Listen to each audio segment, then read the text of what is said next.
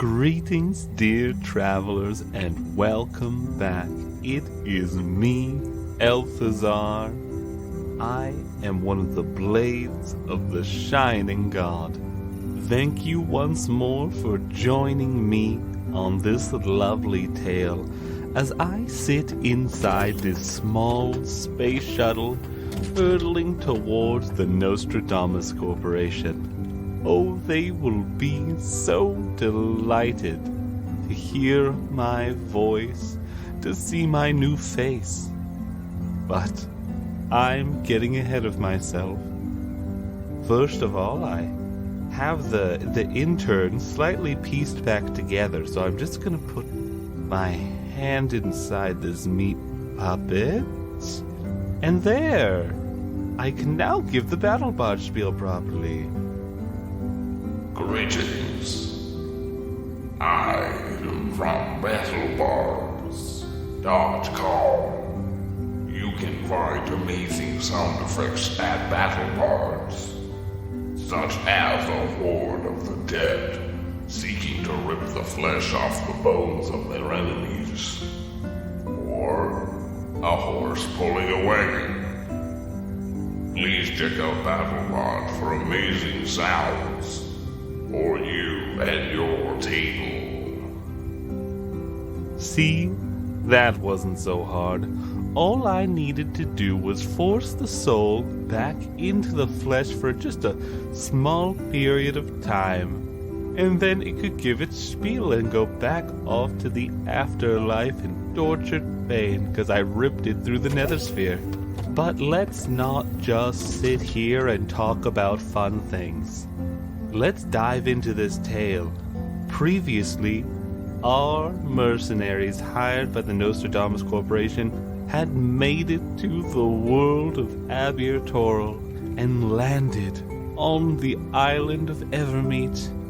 And now they're experiencing the love of the beings who once lived in Nesme. Oh, beautiful Nesme. We are joined by a number of guests from other podcasts.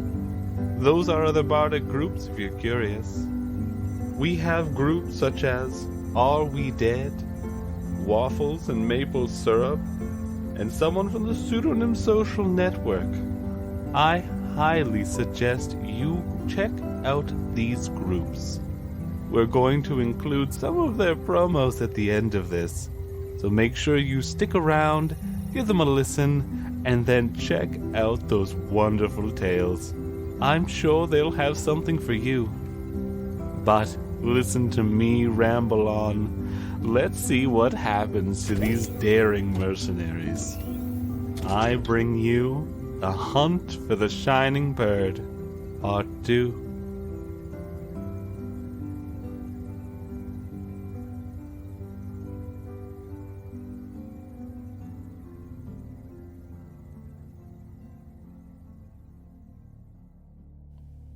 Where we last left our Nostradamus employees, they had just arrived rather gracefully at this wonderful elven village. And looking around the place, it seemed deserted until they started coming upon bodies. Strange bodies that were ejecting this purplish goo and turning into weird creatures. Communicating with one of these creatures, they realized there was a song looping through their minds, almost being mentally projected. And as they began trying to escape from this village, or at least try to get their grounds, they looked around and realized that there was about 15 of these creatures, some crawling on roofs, some coming out of buildings. And what would you all like to do as now you look and there's a number of them clicking towards you, these strange purple carapaced beings? Shall we run now? Are we surrounded? They're all more in the direction of the town. You have them all more or less in front of you, and behind you is the ship where you can see Steve waddling around repairing parts of it. Yeah, we can't lead them towards the ship. The screech came from them? Yes, one of them on the roofs, they just ended up screeching. Kai presses a button on his belt and you see like this multi-part, very large sniper rifle like uncollapses. It's like, and becomes bigger, and he just stands there with it and looks at everyone else like, we ready? And Nova's just standing here with 2 collapsible batons extended out like, well, that's fancy. Should we wait to make sure that if they're going to attack us, or should we just start moving and not attack until they attack us, just in case that's just how they say hi? Yes, I'm gonna go with Nova, and I'm gonna steal this from Mel, and I apologize. I zip up my jacket. Battle mode. No, and as I zip it up, I like fold the collar and like I press a button to actually activate like an additional layer of protection. And then I pull out a medium handgun, leaving my katana on my back, not even thinking about it, and then just very cautiously I'm gonna be on the defense. I don't know if this is like how, the transition from combat or from narrative to combat goes necessarily. We can wing it. It's okay. Yeah, no, so just one of my things says that I can designate a single character to be my charge, and I can move this around every round. So for right now, as we're kind of just walking through, I'm going to take the nearest person to me, which is probably going to be Nova, and I'll designate you as my charge for the moment. Okay. Also, Nova presses like a little button on her sleeve, and it's like, because she has like a sort of like aviator or like biker's jacket on. It just gets a very faint glow about it, and that's it's basic armor, but that's just what it looks like. Very cool. It's something she got for her birthday a couple of years ago from a friend, back on her, well, technically Earth is her home planet, but on her parents' home planet. How about you, Mel? Mel will also zip up her jacket, almost like seeing Allie do it. I'll just be like, oh, okay, and zip it up, and then I'll pull out my Walther PPK, which is James Bond's pistol of choice. Ooh. I'll just be like, should we retreat into the bushes or just stand here next to the ship and try and take them all out? Let's not lead them to the ship. Iris, what do you have for equipment? Alright, so you see, like, we have a telepathic connection. The cat jumps out of my bag, and I quickly shrug into this big, heavy, black leather trench coat with some kind of, like, I don't know, velvet lining or something like that. And then the cat jumps into one of the pockets. It's got, like, I don't know, 6 great big pockets. Breast pockets, waist pockets, and then one, like a pair, way down below. And out of my breast pocket, I pull out a taser. And I sort of unlock it, and I get it charged. And I said, okay, let's slowly retreat somewhere else. So, if we could watch them, make sure they don't attack Steve in the ship. If they do, then we can go on the defensive. But for now, let's just make sure. Let's just see if these guys... Tears are almost in her eyes. She's kind of freaking out from the connection she made. Let's try and not have to fight them, because I'd rather not have to fight this entire town, and I feel like that's what's going to happen if we pick a fight with them. Yeah, I'd rather not fight them either. Let's just back off.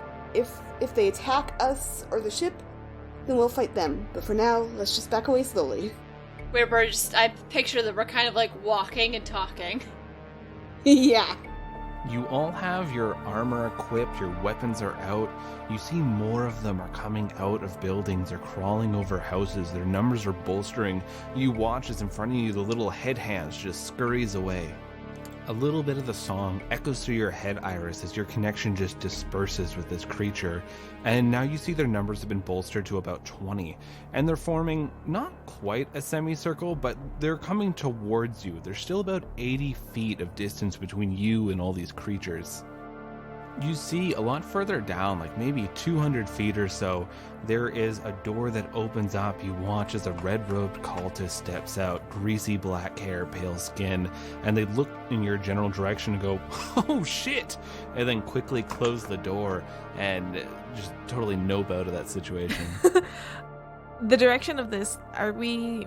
Because we landed and then we saw the bird off in the horizon, right? Yeah. Are we generally headed in that direction?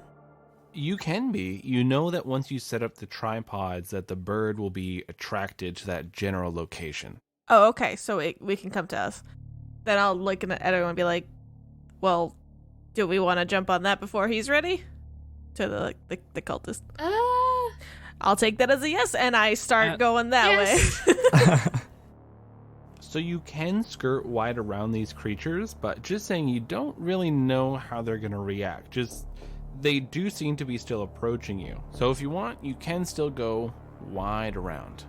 Are you still connected mentally, Iris? I don't think so. I think my connection would have ended because it lasts a minute, I believe. Yeah.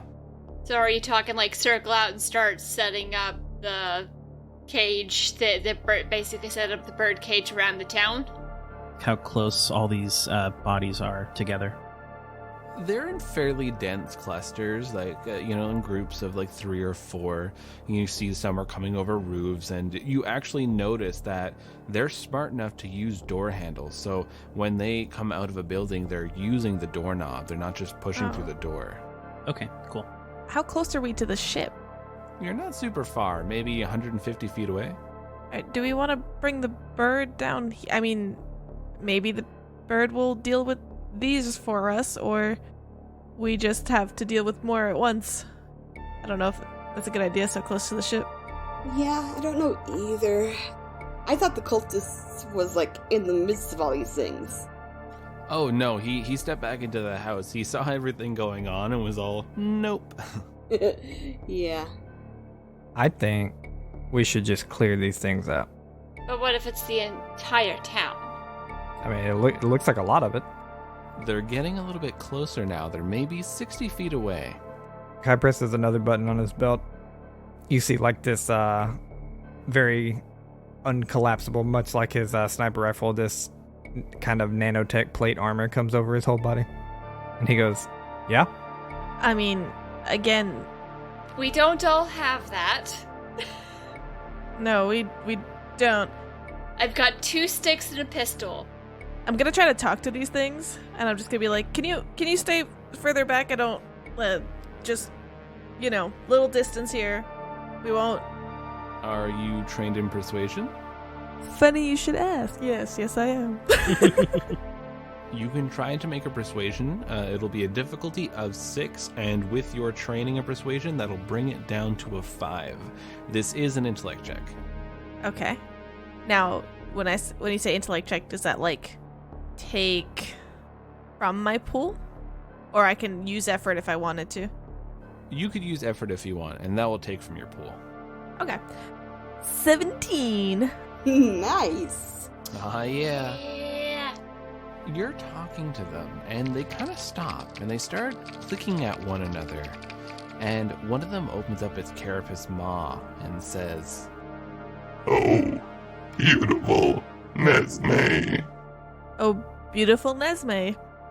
Yes. and they're all just clicking at each other. Do they seem like they're gonna back off of us? When you say that first line of the song, they're all kind of nodding at each other like, yeah, that sounds right. But they're no longer approaching. They're more at a standstill now. While Allie is doing this negotiation, Mel is just going to reach into her bag and pull out this little tiny palm-size scorpion and just be like, I've always got this as a plan B if we need to blow some of them up. Yes. It's one of my ciphers. Cool. That's a good backup plan. See, I guess we're not supposed to be fighting the bird, but I was keeping my bonuses in case of emergency. Are we pulling out all the stops right now? Is this... Oh, I'm just saying, I've got explosives, I've got a shrink ray, I've got all kinds of stuff. She looks at you impressed. maybe start bringing... I was not near prepared enough for this, but should we start bringing the bird in so we can get done and get out of here perhaps before whatever in the world is going on over there is done? I don't really want to bring the bird in while these things are here. And it's so close to the ship. I like look over and see it in the distance, which it still needs time to be repaired. Yeah. Oh yeah, Steve's just happily repairing and whistling. Kai lifts his gun, says, "Yeah." They seem to like it. Quick, give me the notes. Give me the notes, and I will like look to see the lyrics. Nova passes it over. And I'm gonna like motion everybody to walk with me as I like walk around these things towards the cultist's house. And I'm like, I don't sing it. I just like read it and like watch them like as we back off. Like, oh, beautiful Nesme. Yep, or shining Nesme. Nova joins in. And they're nodding to this. They seem to be reacting really positively to this. Kai also joins in, and he's singing very horribly. Mel does the same. I'm imagining it a slight delay because like I'm reading the lyrics and I'm like, oh, beautiful Nesme in the background. Oh, beautiful. Like, in their own tone. Oh, beautiful Yeah, Nesme. Yeah, I'm imagining it as like basically a chain. Yes. Yeah. Do they still follow after us, or can we like make some distance between us? So you're singing to them, and they're nodding and clicking along, and some of them are even like trying to sing with you, but they're breathing in to speak instead of breathing out. It's like they're not quite used to these bodies that they're trying to walk around in. And you're making it past them, and you make it maybe about 60 feet away from them once more as you're kind of going past towards the cultist door, and then they start following again, always keeping this 60 feet, and in no time at all you were in front of this cultist little house. When we make it there, Kai kind of glances back and he says in a slight whisper, what if we go in here and they don't like it? Then we just added one more. It's a possibility. Let's find out. I open the door. Maybe he knows how to turn them off. Kai's gonna let them go in. Normally he would be in front, but he's gonna let them go in and kind of become a body block, like for the other 15 people behind them. So you open up the door into the living room of this household. You see standing near the table is this red-robed cultist. They're holding on to this sunburst amulet with smiling teeth, looking back and forth at all of you. Their skin is this clammy gray color. Where there should be eyes, there's only these burned out sockets. And their hair is this greasy, thinned black hair that's plastered to their skull. Their hood is pulled back as they're looking, smiling an uncomfortably wide smile, too large for the human mouth to do, as they look at all of you. Welcome. Come on in. On second thought, let's leave. Open your mouth. He opens it happily. Is there weird purple stuff inside? Just a tongue that needs a toothbrush. Nasty. Thank you. Can you turn those off? Turn off my children? No. I could ask them politely if they'd like to stand back, but no, I can't tell anyone what to do. My name is Elphazar. What are all your names? Can Kai hear this from outside the house? Oh yeah, definitely. This is a very loud person. He lets off a shot. You fire your gun. Yes. Who do you fire at? I fire my gun at one of the purple things. Make a speed attack DC 3, because they're standing pretty still. 15. What kind of gun is this? Medium? Heavy? It's a heavy. It's a very large, like, sniper rifle. Like, imagine, like, the 50 cal sniper rifle or something.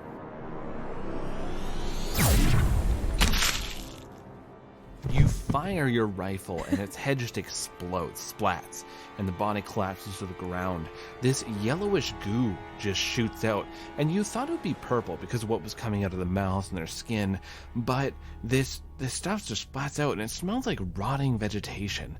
And the rest of them don't react really to you at all. They just kind of poke and prod at their fallen comrade, clicking, shaking the shoulders, trying to wake them up. Oh, beautiful Nesme.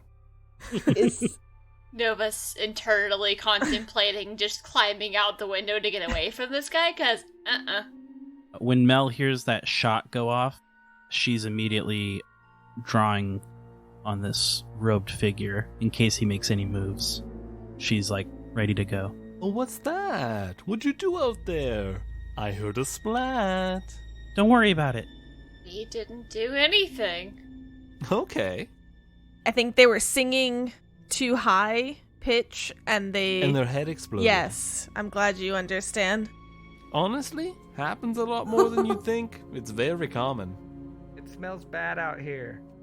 Yeah, that's the rotting vegetation smell. Hey Kai, can you come in here?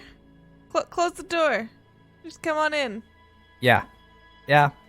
And he comes in and closes the door, and his sniper rifle collapses back, and he places his hand on the hilt of his greatsword. As you come on in, the creatures quickly move up to the house. You can hear them. They start scurrying onto the roofs or clawing at the walls. And you can hear some of them are trying the doorknobs of the back door and the front door. And you can hear them just trying to get in as they're staring into the windows, these gaping carapace maws and eyeless faces. This is horrifying. And this cultist just standing, smiling, looking at all of you. Well, like I said before, I'm Elthazar, and looking at all your strange clothing and equipment and weapons, are you from the Nostrodamus Corporation? What do you mean strange clothes? Well, look what you're wearing. I'm wearing the same thing you're wearing. Now, I understand if someone had eyes, that'd probably work. What do you mean? You don't have eyes? No. Why's that? I looked upon the beautiful, shining god, and the hideous sight that was granted to me by the gods was burned from my skull, and now I see everything in a beautiful, shining aura. What do I look like? You look like a happy father. That's true. Do you remember what that image was? Did it have a lot of tentacles or was it a bird? It was a person. They had their arms outstretched and they gave me a hug. Uh-huh. I felt their love. Yeah. Wait, let me see here. And he still has one hand on his amulet, and he's trying to awkwardly unfurl this scroll on the table beside him. With one hand? Yeah, he just has it pinned with one elbow, and he's trying to unfurl it with the other hand. You can use both hands. Maybe, but... Oh, here it is. Yup, this lines up. You're on schedule. This guy makes a lot of sense. I mean, he knows I'm a happy father, so I'm bought in. What do you mean you called us? Why did you call us, and why us in particular? I brought you here to bring information back to the Nostrodamus Corporation. You see, now that you know about the Shining God, and some of you I could even feel are eager to look into it, you're going to rush on back to the corporation and let them know, or it'll slip. You'll tell a loved one, you'll tell a friend. It will get out, and the Shining God will live through you. Even if every single person here were to die, you would ensure the Shining God's survival. All I had to do was bait them about the shining bird, and they thought they could come here and capture it. I'm sorry, the what? I've already forgotten. wow. I'm trying to like Bluff aggravate him. it. Does he phase at all? He just seems to keep smiling. And now you can hear the nails on the glass. The creatures are trying to get in now. They want to get in. You can hear the door handle starting to jiggle. Kai grabs the doorknob. Lock it. Yeah, you easily stop it. So you want us to take the bird? Oh, no, not at all, no. I want you to run. Then why call us? Because I want you to take this information back. We have a pizza. Oh, that's good. Always need snacks. I pull out of like a pocket this little like beanie hat, and I pull it on my head, and I turn on my cipher, my halo cipher. So now I have a halo of boiling fractals and get +1 to armor.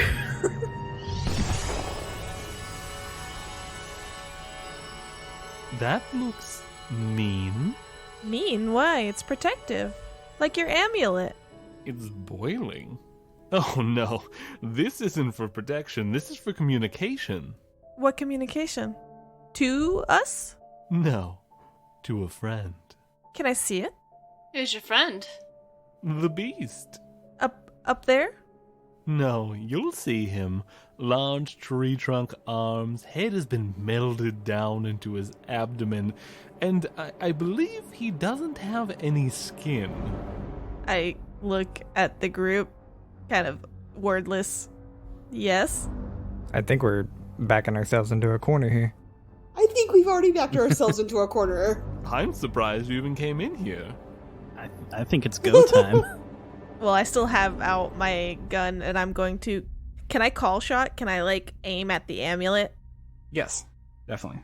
Also, Nova's subtly switched one of her collapsible batons for her pistol. Trying to make this called shot. He's pretty close. I'd say it was a difficulty of 4. 4. If you're trained, then I'd say that brings it down to a 3 as well. Wondering if I should use effort on this or not. I will not for the moment. But I will look at everybody and just say, like, it's fine, guys. We got this. Which I'm spitting encouragement. So the next task that you try to make a difficulty check for is reduced by 1. And then I will shoot. Nova's nodding along and preparing to also shoot if you fail. 12. You fire off this blast. It goes right through his hand, shattering the amulet that's around his neck. His smile drops, and you see the hole that is now formed in his hand is slowly starting to stitch back together. His jaw just clicks and starts unhinging as he starts inhaling as this void appears in his mouth. And then you can hear the glass, that sound when it's starting to crack and spiderweb, something pressing on it, and the door handles are starting to be tried now. Let's go ahead and dive into this action with an initiative, so give me a speed roll. I got a 16. I finally got a good roll and it's on something that's not super important. Hey, it could be very important. 8. You never know. 11. 1. 13. When Kai came into the room, I switched my charge to him. Just So after your pistol just fires, you make that shot, and now his jaw is now unhinged. And that void you see inside, this absence of light, it's just starting to suck air in. It's just unnerving to see. And then one thing that all of you pick up is you all hear this wavering call.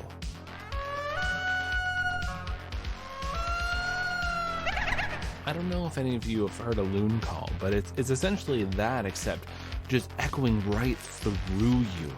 And as you hear this, suddenly the reverberations sound through and the glass just breaks.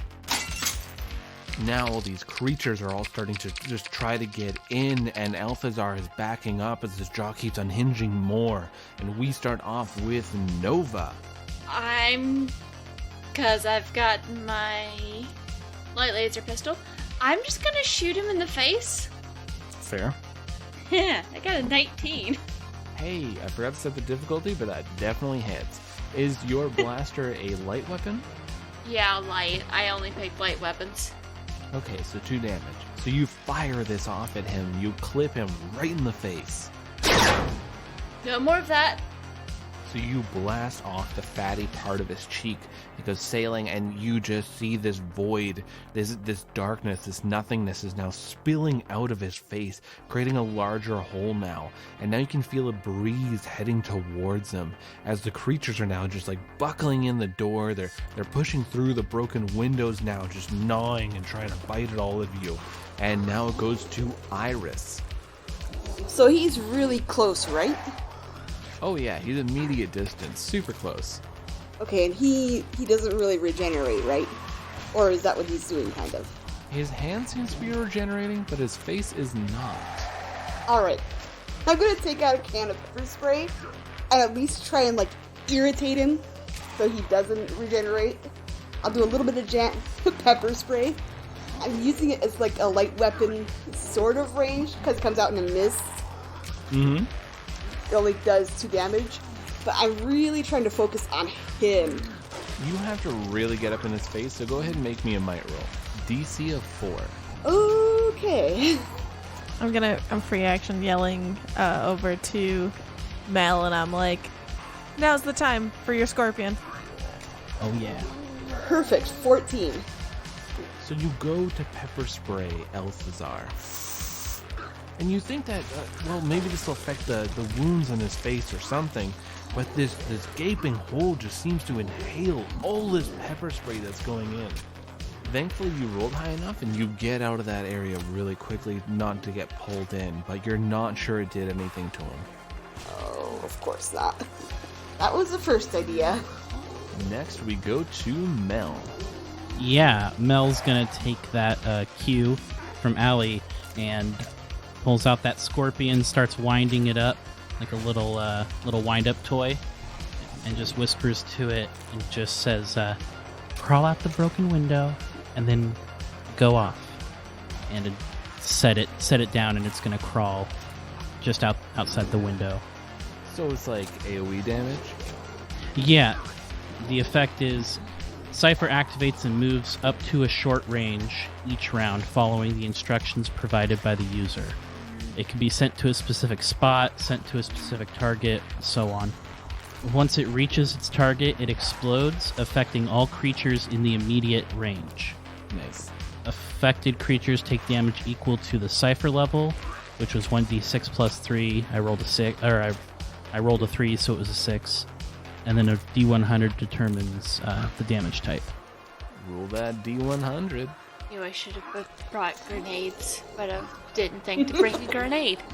23, so it's gonna be cold damage.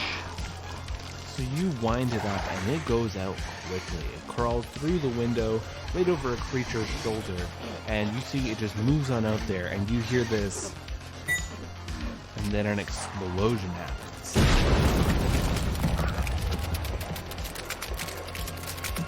And then this howling wind sounds off as this ice begins to coat everything in front of the house.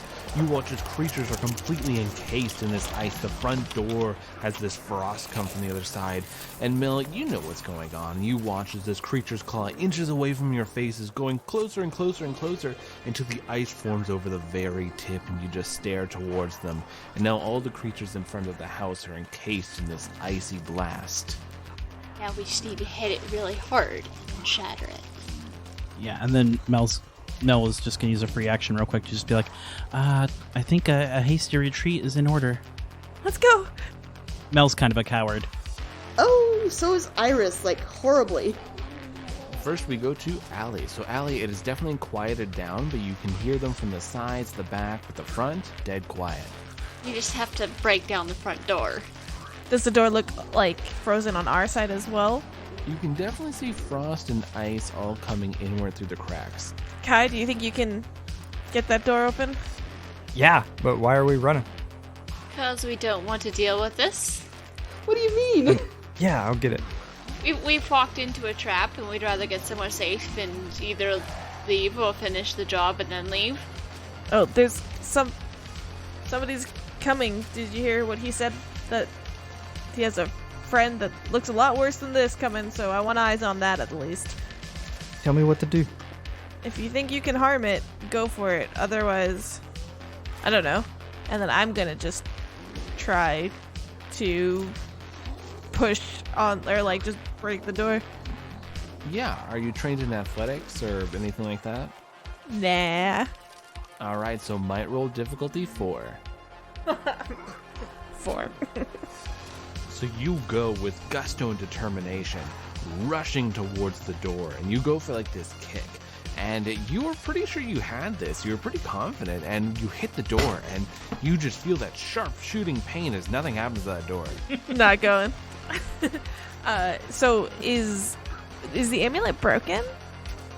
Yes, there are shards of it in this person's hand on the ground, and you see a lot of humanoid teeth all over the place. Yeah. Okay, so that was my action. Then I'll just turn around, keep myself basically behind Kai in this little, like, I don't know the space, if we're like in an entryway hallway or what with the door or not, but Yeah, the front door kind of like directly opens up into a living room, so that's where you're situated at the moment. okay. Then I'll step away to the side of Kai so that he has free reign towards the door, but it's entirely his decision. Kai, your go. Kai is going to turn around and kick the door really hard. I am trained in breaking any inanimate object. Oh, nice. Yeah, that is the one you want. Yeah. All right, so you lower this down to a 3, so roll a 9 to break this door. All right. You could also spend points from your might pool if you want to use some effort to lower the DC. I think I will do that unless you say so. I also have a move called Pierce. I deal 1 additional damage on an attack. If I can do that to help break down the door, I'll do it. If not, then I'll spend effort. Since you're trying to destroy the door, yeah, I'll say you can use Pierce, and then it'll bring the DC down to a 2, so you need to get a 6. Okay, so that's a 1 might cost, so I'll spend that. Natural 20. Oh, You not only kick this door, but you shatter the creatures behind it. So you kick this door right off its hinges, shattering through creatures. Looking outside, you can see the grass, the iridescent stones, everything is covered in this frost. You can see little bits and pieces of this scorpion, this wind-up scorpion that Mel had used to cause this explosion. All right, and then after he kicks down the door, he is going to move between the rest of the party and the cultist. So you quickly move yourself there, and everyone else who has a connection to the strange, you all suddenly get this horrid feeling wash over you. You feel this heat, and looking around, it's not affecting any of the frozen beings, so it can't be a physical heat. You just feel so hot as you suddenly all hear this wavering bird call. I need everyone to make me an intelligence defense roll, DC of 4. 15. I'm like, I am trained in intellect defense. So that'll bring it to a 3 for you. I'm going to get a +2 armor against damage versus intellect. But I rolled a 4? Oof. Oofda. Well, that armor will help you for the damage you're about to take. Yeah, Nova's not making it home, I don't think. I got an 11. 16. 16. So all of you above a 12, you take 4 points of intelligence damage. All of you below a 12, you take 8.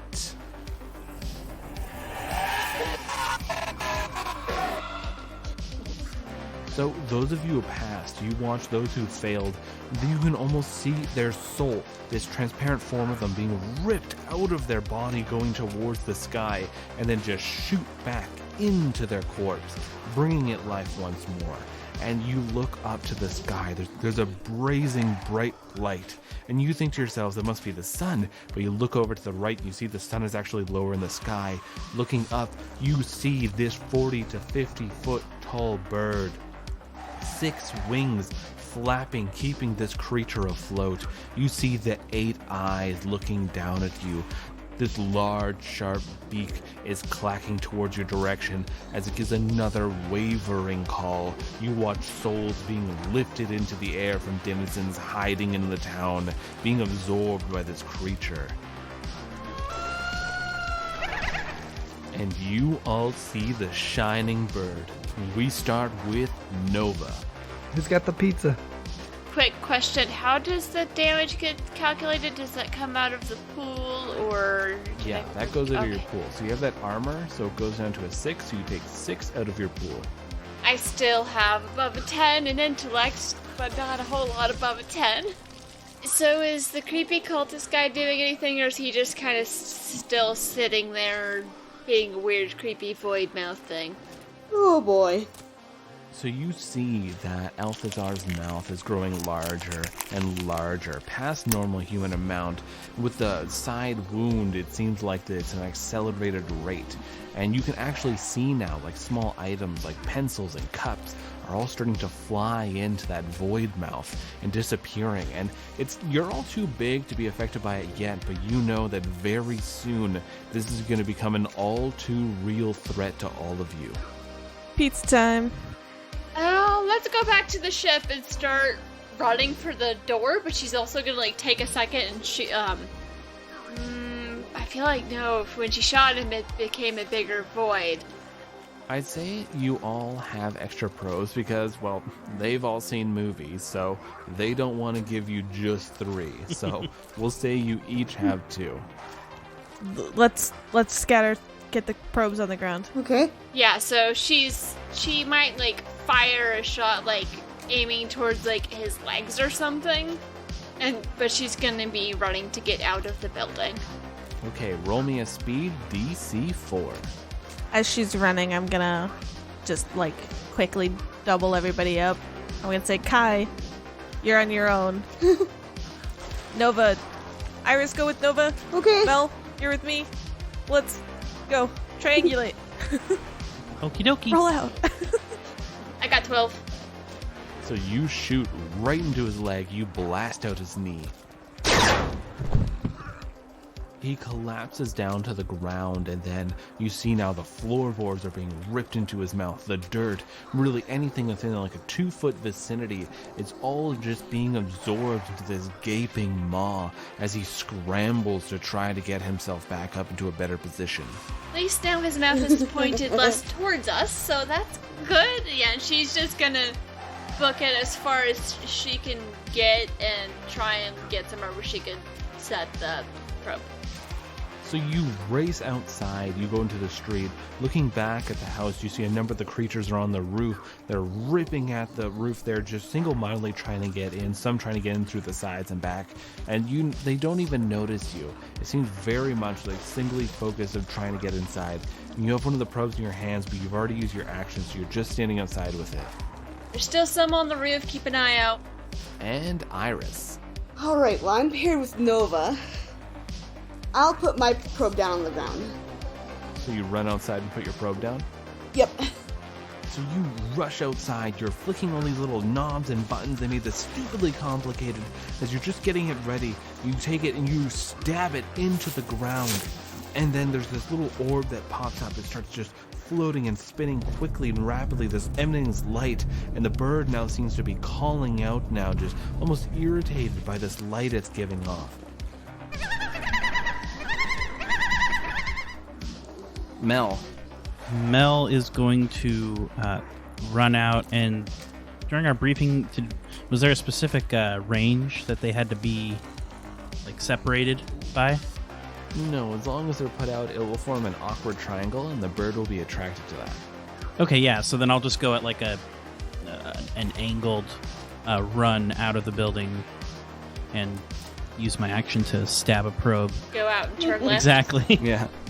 You turn left, just like Steve told you. Exactly. Yeah. And you go outside and you stab this in the ground once more. Buttons, switches, and this orb pops up and starts spinning with energy emanating. Allie. So we don't actually have to spread out very far for this. We're kind of doing this around the house. Yeah, you could easily do this on the house in front of the street. That's what I'm thinking. And the birds above it, us, and it. Yeah. Alright, never mind. I got this one. Kai, just keep these things away. And I'm going to run and book a right instead of a left. And do the same thing. Yep, stabbing on the ground. Orb is spinning. Buttons are flicked. All right, who has the pizza? Kai. Oh no. Why does Kai No, have I the just said pizza? that because you're the one inside still. You love pizza. Plot. Kai would probably not be trusted with the pizza, to be completely honest. That's fair. All right, who would reasonably have the pizza? Iris, I'm thinking. All right, so you have the pizza. All right, Kai, it is your go. All right. Can Kai run outside and climb up the house? Oh, yeah, definitely. Are you trying to climb up to attack one of the creatures, or what do you want to do? I want to climb and get on the roof. If I can attack, I will, but I really just want to be on the roof with the majority of the creatures to kind of like attract them to me. Definitely. Is the dude in the house dead? No, his mouth is just getting larger and larger and larger, and he's sucking up more. Currently, he's inhaling a 2-foot vicinity. Was he alive to begin with? Oh yeah, he's so much love. There's so much love inside him. Of course he's alive. Yeah. Yeah, definitely. Here's what I tell you. If I can take an attack, I'll take an attack at him and then go try to get on the roof. If not, then I'll just get on the roof. I'll let you, yeah, sure. Okay. Then Kai is going to swing his greatsword at this dude. Make a might of 3, because he's on the ground and not going anywhere. All right. I'm going to spend an effort and use one of my moves. What move are you using? Pierce, to add 1 damage to this. That brings it down to a 2. Well, I rolled a 6. You did it! We're just getting it. So you just hit him. You have a splitting migraine from that bird's attack, and you're bringing this sword down. You split his chest wide open. And then you see his mouth is still opening wider and wider. It is turning towards you. And make me an athletics might roll to get away from this vortex. It will be DC 3. I rolled a 10. All right, so you just made it up. The one thing that actually tripped you up was your GoPro. You actually had to hold it down when you were running so you didn't lose it. And so when you were getting out of there, because of the suction, it was too much for you. So you just got to the front of the house. You don't have enough movement left to get up on top of it. He just yells out, Nesme! Amazing. So these creatures turn towards you, clicking and clattering, and now you can actually see the house is starting to buckle and implode as Althazar's maw has grown to the point where he is ripping in portions of the house, the walls, the roof, everything. Some of the creatures on the top just like buckle and almost fall in, and then this bird makes another wavering call.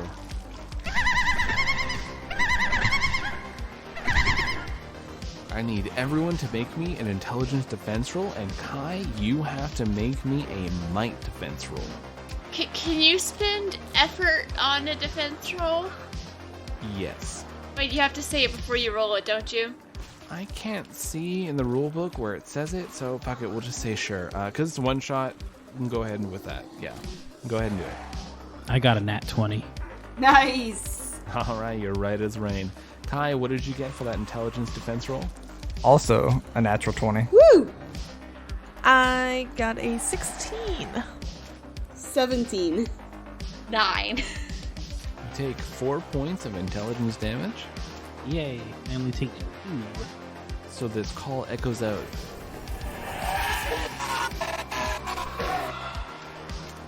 Kai, what did you get for your might defense roll?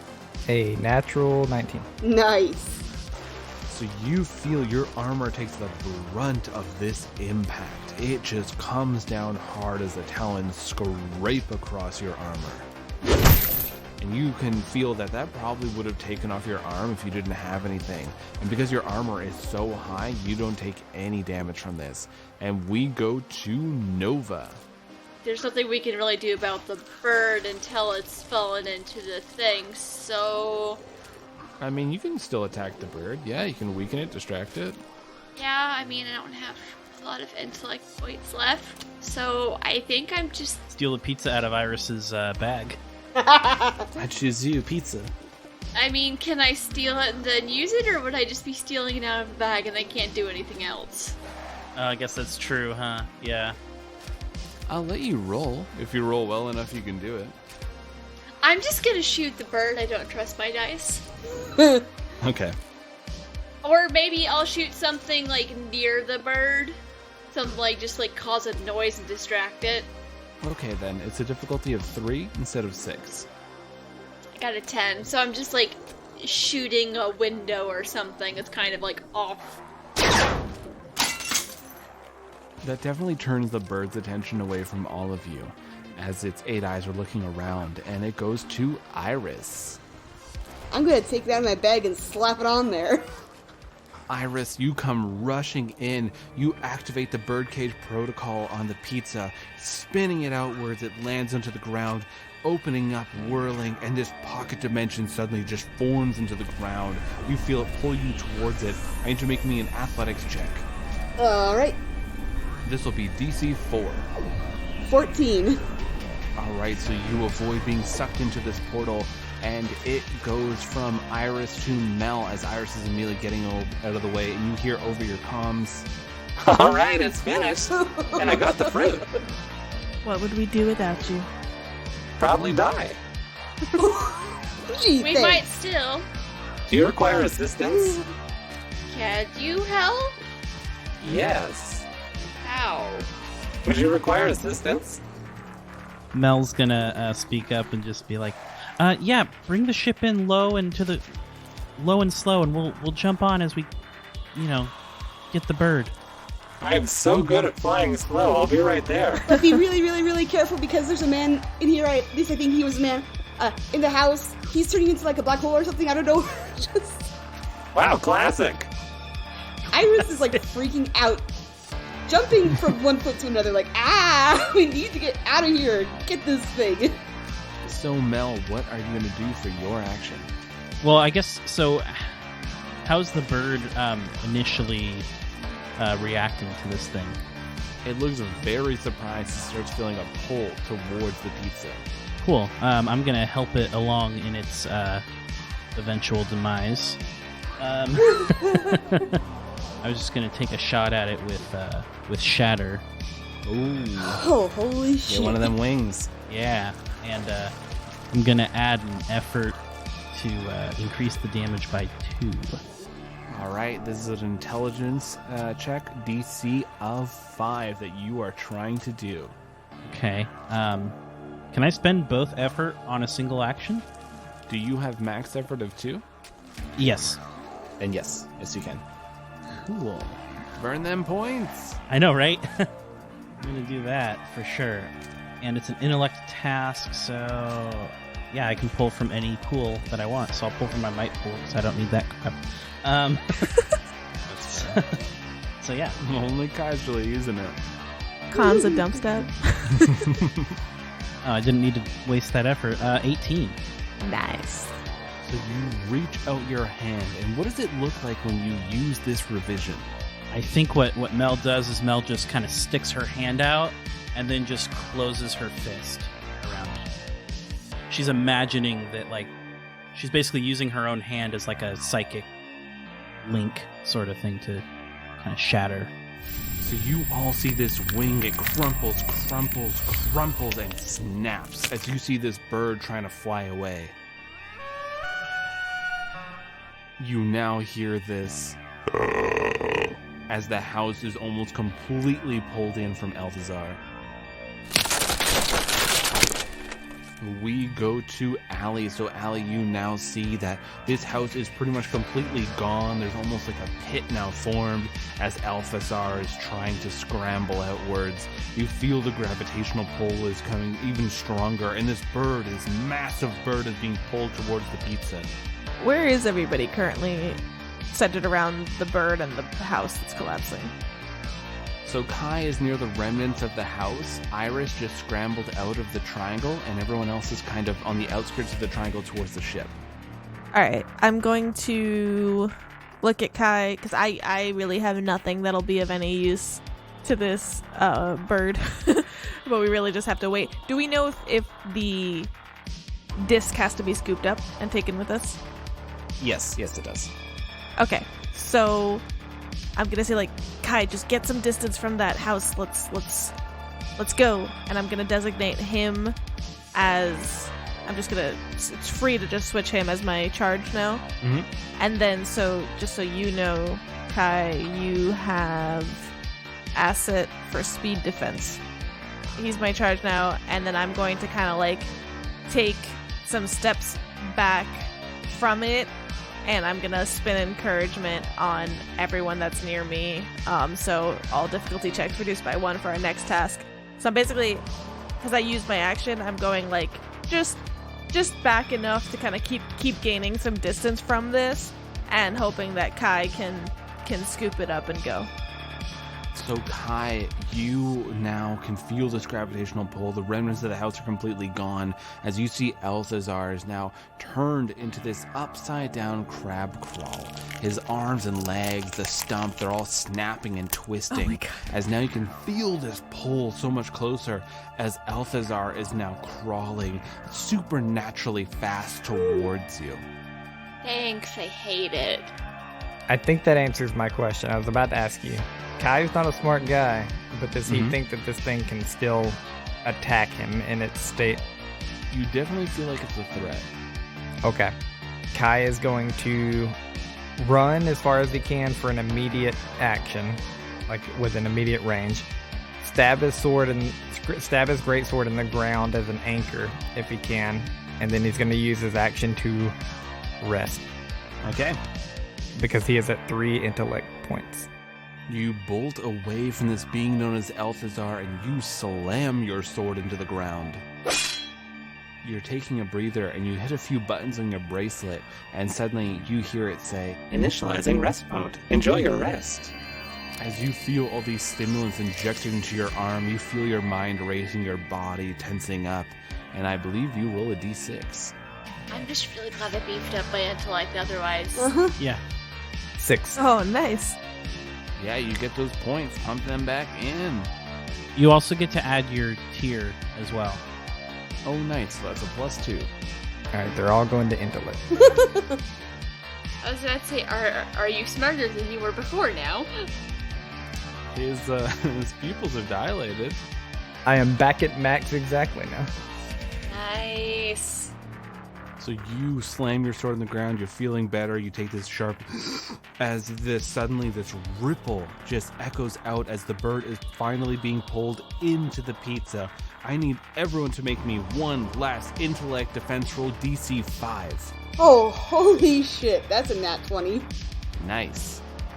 What is I could do effort for this, right? Yeah. Okay. I would have to take it from my intellect, right? Yeah. You know, I know that's risky. Never mind. I'm just gonna die. Okay. It's okay, I'll die too. I got a 9. I got a 12. I think I failed by 1. I got a 14. No big deal. 4. Ooh, wait. Everybody, all my allies, the next difficulty check is reduced by 1. Oh, it's reduced by Oh. 1. Okay. Yeah, and doesn't my training reduce it by another 1? Oh, that's true. So a number of you do still now pass. Unfortunately, Allie, you do still fail with that 4. Listen, at least I saved my friends. So, Allie, you take 10 points of intellect damage. Oh no. Everyone else takes 5. Holy. Oh boy. Is anyone's intellect at 0? No. Okay. This blast echoes out and shatters the windows as it gets sucked into this pizza.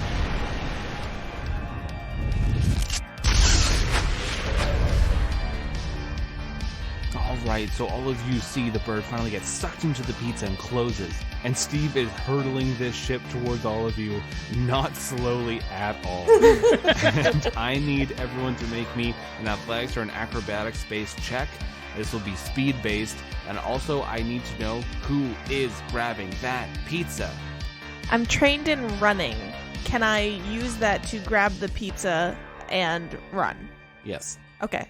Then, unless someone has a better idea, that's what I will volunteer for. Could I use one of my other ciphers Yeah. before we have to make this action? I have a shrink ray. What are you trying to shrink? I was going to shrink Althazar.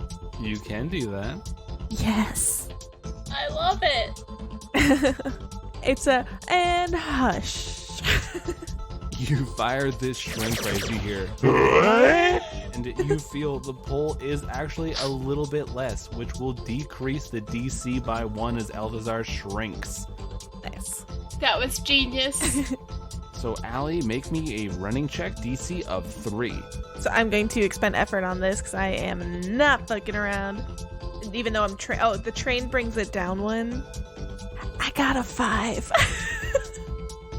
Oh, holy. You grab this pizza, you trip, you stumble the whole way, you kick one of the pros, but you got this pizza.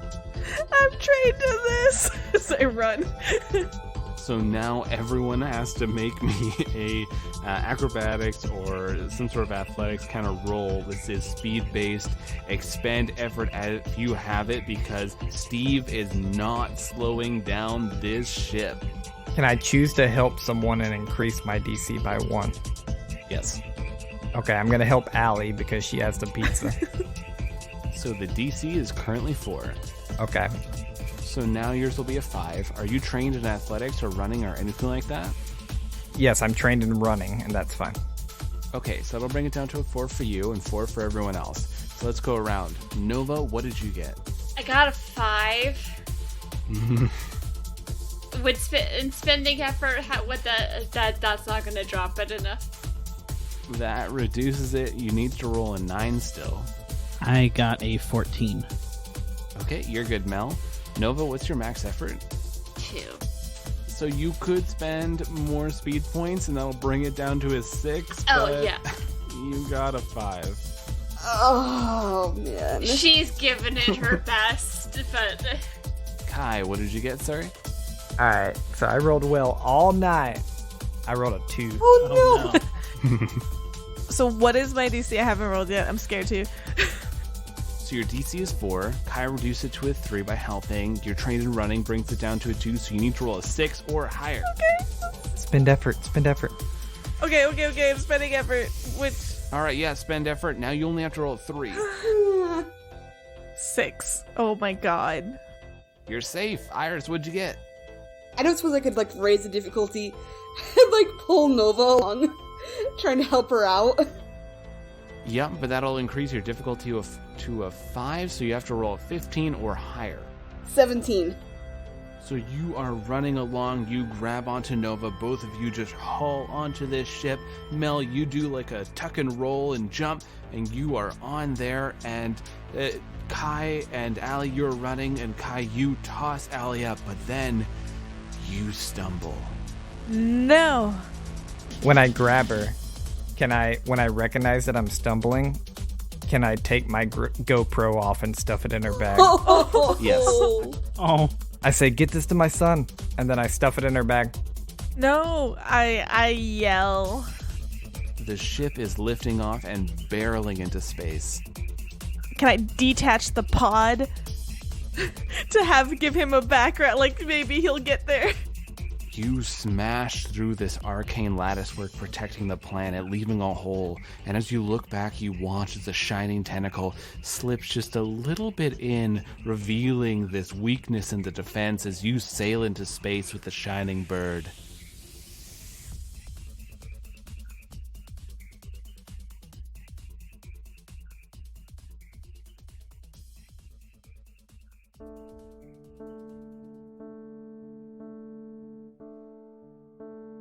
Kai, you watch as this hole is broken through the latticework and a shining tentacle starts to poke through. You see the shuttle that Allie released sailing down towards you, but far too late. You feel a pull as you go through into the darkness that Alphazar created. And it feels a little cold at first. Can I activate a cipher prior to getting pulled in, knowing I'm going to get pulled into the void? Of course. All right, so Kai rubs the sapphire ring he's been wearing. It's his wedding ring, so he rubs it. And around him comes a bubble, a floating bubble that he can command with his mind, basically. He knows he's getting pulled into this void. He's fine with it. The bubble can take 50 points of damage, so he's hoping it gives him a little more time to do whatever he needs to do.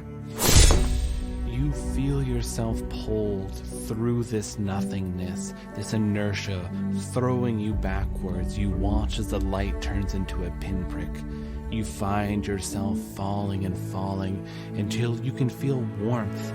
You turn around, seeing a beam of pure light, arms reaching out as if to embrace you and give you a hug. You feel a sense of relief.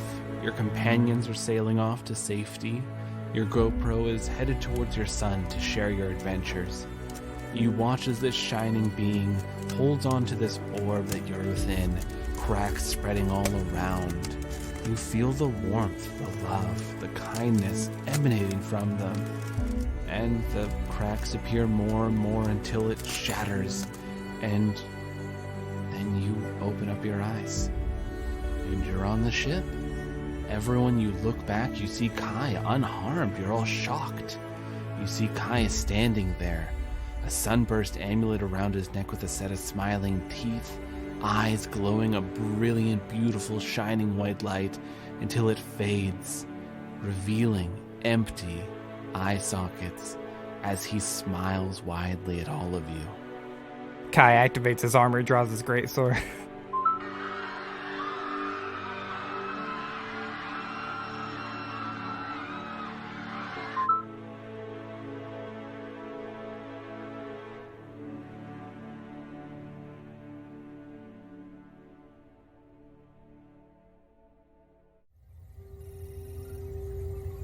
So, Father Matthews, that's what happened. We now have a lovely shuttle, but I currently am on my way to the Nostrodamus Corporation. So you still have the bird. Yes, sir, I still have the bird. And you're in space.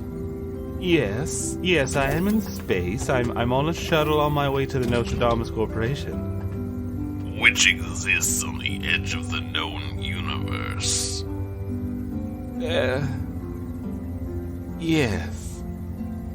So you're going to the furthest possible point in the universe from the war with the bird. Yes. I realize this now. Saying it out loud. I thought that maybe I could get a portal back. You know that the Nostrodamus Corporation is heavily protected, and it would be very difficult to retrieve you. I did not know that. I can't turn this ship around. I killed everyone inside of it.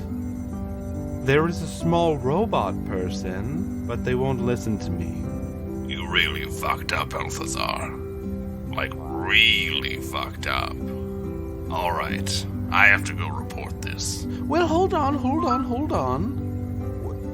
Give me a short little bit. I'm gonna try to turn this ship around and come back to the war with the bird. Don't worry. Father Matthews? Foolish one? Hello? Oh boy. I may have made a teeny tiny mistake. Shoot.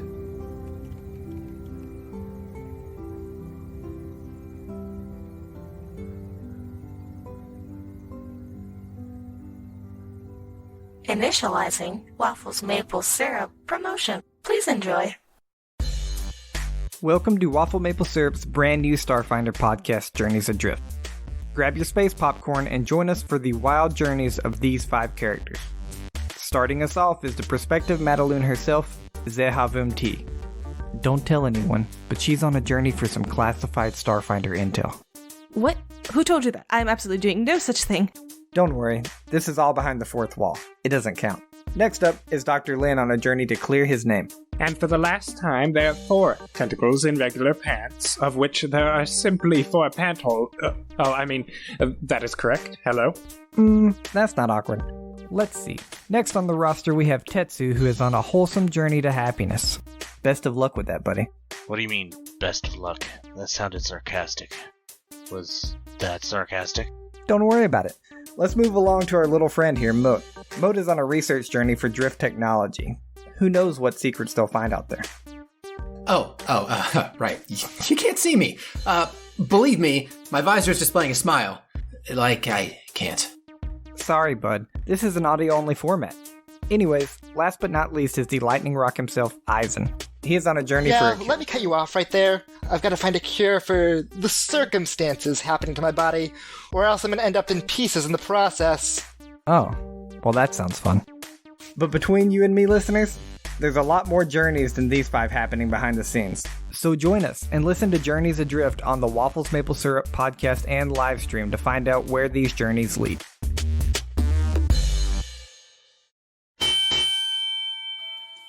Welcome to Are We Dead Yet podcast. My name is Ian, pronouns he, they, and I'm your dungeon master. This is Road to WrestleMagia, a wrestling-themed D&D 5e campaign. It features 5 level 8 characters that make up an independent fighting roster. Waffles, the bard dog. Takeru Nekamamushi, the level 8 monk. Cynthia Von Fall, I am a life domain relic. Blaine the Boulder Stevenson, the unarmed Goliath fighter. Dirk the drunkard. Their end goal is for their group to make it to the final battle royale, where their full team will duke it out against another and be judged by not only the crowd, but their own fighting prowess to see who has what it takes to be champion. The Road to WrestleMagia begins June 15th, 2021. Find Are We Dead Yet on your favorite podcatcher app or at oneuppodcast.com. You paid for the whole seat, but you're only going to need the edge.